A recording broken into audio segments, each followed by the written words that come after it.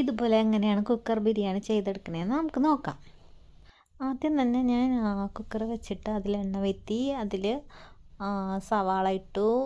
സവാള ഇട്ടതിന് ശേഷം ഇഞ്ചി വെളുത്തുള്ളി പച്ചമുളക് ചതച്ച് വെച്ചതും കൂടെ ചേർത്തിട്ട് വഴറ്റാണ് ചെയ്യുന്നത്.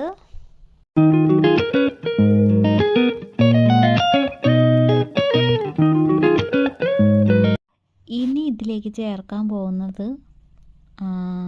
ബേ ലീഫും പിന്നെ ഗ്രാമ്പൂ, ഏലക്ക, കറുകപ്പട്ട ഇത് 4 കൂടെ ചേർത്തിട്ടാണ് ഞാൻ ഇനി മിക്സ് ചെയ്യാൻ പോണത്. അപ്പോഴിതെല്ലാം ചേർത്തിട്ട് മിക്സ് ചെയ്തെടുക്കാം നമുക്ക്.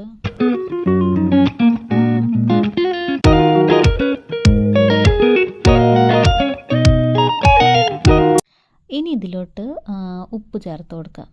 ഉപ്പ് ചേർത്തിട്ടുണ്ട്, ആവശ്യത്തിനുള്ള ഉപ്പ് ചേർത്തിട്ടുണ്ട്. ഇനി മിക്സ് ചെയ്ത് കൊടുക്കുക.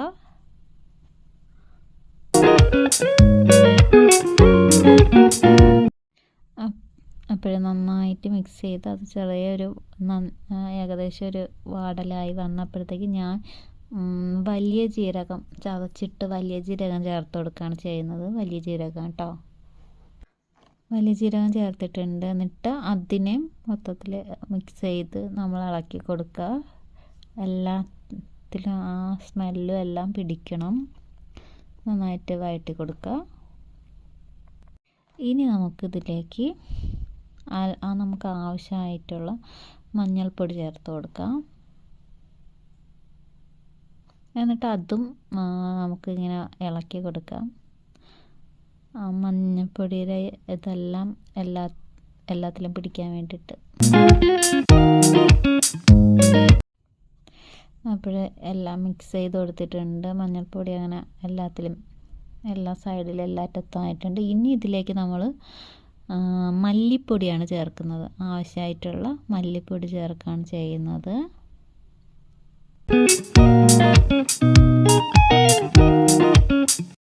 അപ്പോൾ മല്ലിപ്പൊടി ചേർത്തിട്ട് അതും ഒന്ന് മിക്സ് ചെയ്ത് വഴറ്റി കൊടുക്കുക.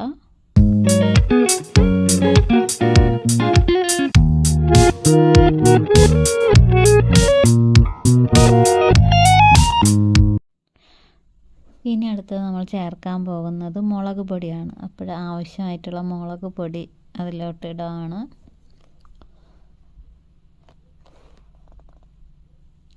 അത് നമുക്കതുപോലെ തന്നെ മിക്സ് ചെയ്യാം.